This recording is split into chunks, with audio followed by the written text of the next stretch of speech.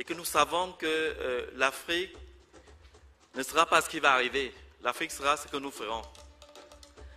Et les autres commissions sont importantes parce que ça prépare qui nous sommes. Mais à la fin, le développement, le bien-être là s'incarne avec la technologie.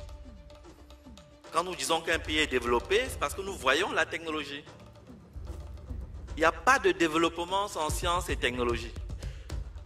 Évidemment, nous allons à l'école, nous formons des ingénieurs depuis plusieurs décennies. Mais il faut se rendre à l'évidence.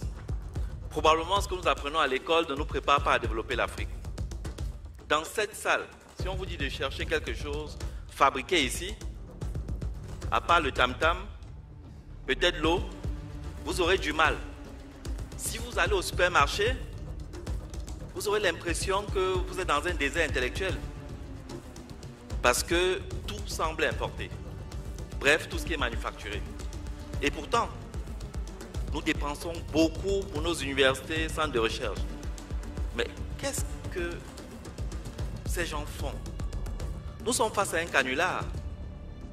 C'est-à-dire que, en fait, nos universités, nos centres de recherche sont à la remorque d'un système international qui n'a rien à voir avec nos pays. Et nous finançons ça. La vérité, c'est que vous, parents, vous envoyez les enfants à l'université, vous êtes conscients qu'ils n'apprennent pas grand-chose d'utile.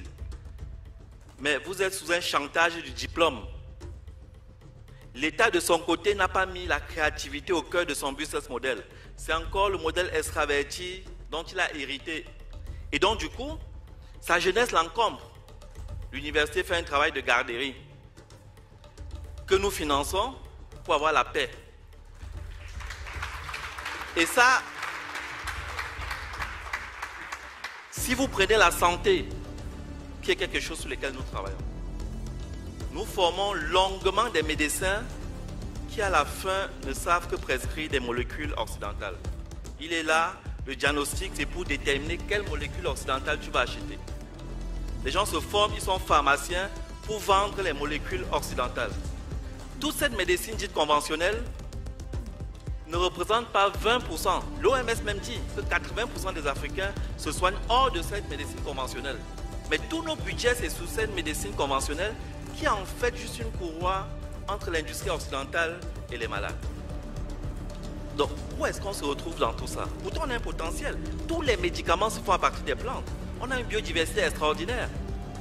On doit pouvoir faire nos médicaments. On doit pouvoir construire nos intrants de santé.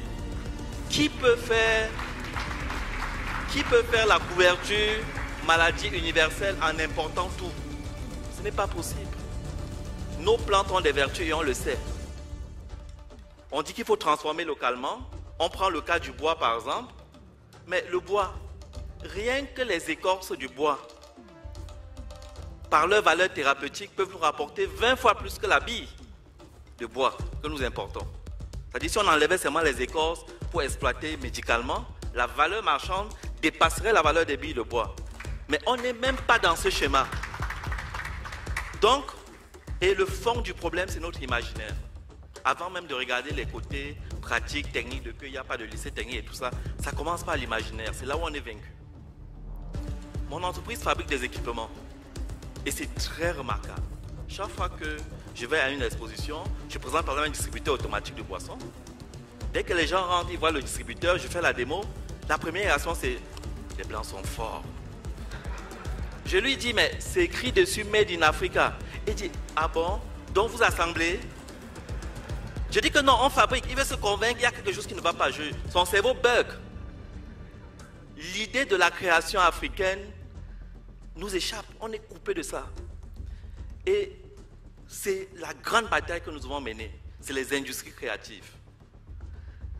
Nous encore, les gens de notre génération, tout petits, on faisait au moins les avions avec le papier, on faisait les vélos avec le bambou. Mais les enfants d'aujourd'hui sont sur les écrans. Mais qu'est-ce qu'ils regardent sur les écrans? Si nous envahissons pas cet espace pour qu'ils regardent quelque chose qui leur dit que toutes les sciences viennent de l'Afrique, pour qu'ils regardent quelque chose qui les valorise, ben, ils vont toujours rester dans ce complexe. D'abord, ils ne vont pas consommer local et on est mort. Ils ne vont pas pouvoir innover parce qu'ils ne sont pas dans ce schéma. Donc, on est bloqué à la racine. Les industries créatives, c'est l'enjeu terrible. Et ça se fait avec le numérique. Et le numérique, alors, c'est la mère des batailles. Le numérique nous déverse un rouleau compresseur de technologies disruptives. Si nous restons passifs dans le numérique, mais les gens vont nous programmer. C'est-à-dire qu'on va devenir des esclaves consentants. Parce qu'ils nous touchent dans des aspects cognitifs. Donc, c'est vrai qu'on a un petit retard. Internet n'est pas disponible partout. Mais nous allons vite. Il y a de l'espoir. Et notre population est jeune.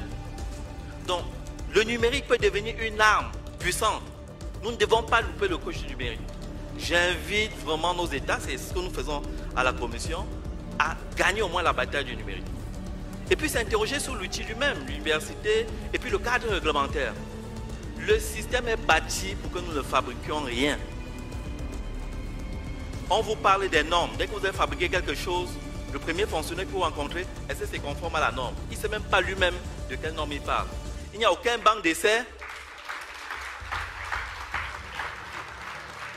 Il n'y a aucun banc d'essai pour évaluer les normes dont il est question. Ne vous leurrez pas, les normes ne sont pas neutres. Les normes doivent être construites par les Africains en tenant compte de ce qui peut se produire localement et avec un minimum, il faut trouver le juste milieu entre la protection des citoyens et la possibilité pour les Africains de fabriquer. Ça ne se passe pas autrement ailleurs. Et puis on va faire évoluer les normes au fur et à mesure. Et puis la préférence nationale, mais les autres la font bien. Chez nous on dit made in Togo, made in ceci, mais après, tout fonctionnaire peut commander ce qui est importé sans problème. Ça ne marche pas comme ça. Les Blancs nous ont bien amenés à faire les études d'impact environnemental, parce que leur problème c'est l'environnement. Mais nous, qui n'avons d'ailleurs pas de grands problèmes avec l'environnement, on n'arrive pas à s'imposer qu'un gestionnaire de crédit qui utilise l'argent qu'on a menacé le débrouillard au marché pour collecter, soit obligé d'importer d'abord africain. S'il est obligé d'importer étranger, il faut qu'il explique. Donc la préférence africaine doit être opposable. Sinon, il n'y aura pas de déclic. Donc, nous sommes dans une commission où nous regardons comment on peut mettre les sciences et technologies au service du développement. Progressivement, on va entrer dans les détails, mais c'était ça les grands chantiers, le cadre réglementaire, le numérique, la santé, l'énergie et les universités, les centres de recherche. C'est quoi fondamentalement? Parce que normalement, dans la bataille du développement, les universités sont censées être nos généraux. Mais comme c'est les Occidentaux qui financent leurs recherches, ils publient là-bas. Et quand ils sont finis par avoir le grade là-bas, ils viennent ici nous demander des situations de rente, parce qu'ils sont des grands professeurs. Ils n'ont rien changé sur notre environnement.